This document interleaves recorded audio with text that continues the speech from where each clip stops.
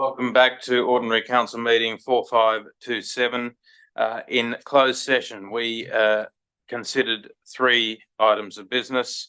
Item 8.1 relating to the Huntersville Council Depot Operations Strategy.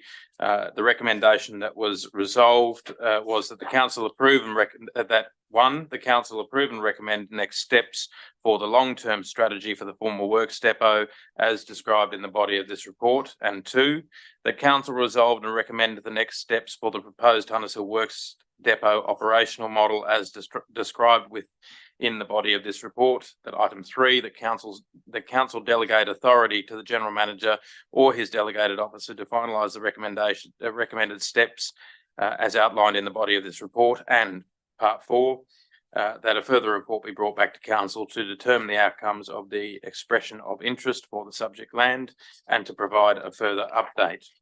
Item 8.2. It was resolved on the proposed sale of the road reserve adjoining 13 Youthella Avenue, Hunters Hill. The recommendation that 1, the council resolved to make an application to close the road reserve adjacent to 13 Youthella Avenue, Hunters Hill under the New South Wales Roads Act of 1993. Item 2, that the council that the required public notices be provided in accordance with the requirements of the New South Wales Roads Act of 1993, the Local Government Act of 1993, and the Hunters Hill Council policy for the disposal of council land. That item 3, that provided no submissions are received, proceed with the sale of the road reserve for a minimum consideration as contained in the valuation report at attachment 1. That 4, that the purchaser meet all costs associated with the sale in accordance with the requirements of council's policy for the disposal of council land. That part 5, that the general manager be granted delegated authority to execute the documentation as required. We also considered item 8.3, licence renewal agreement for Henley Cottage.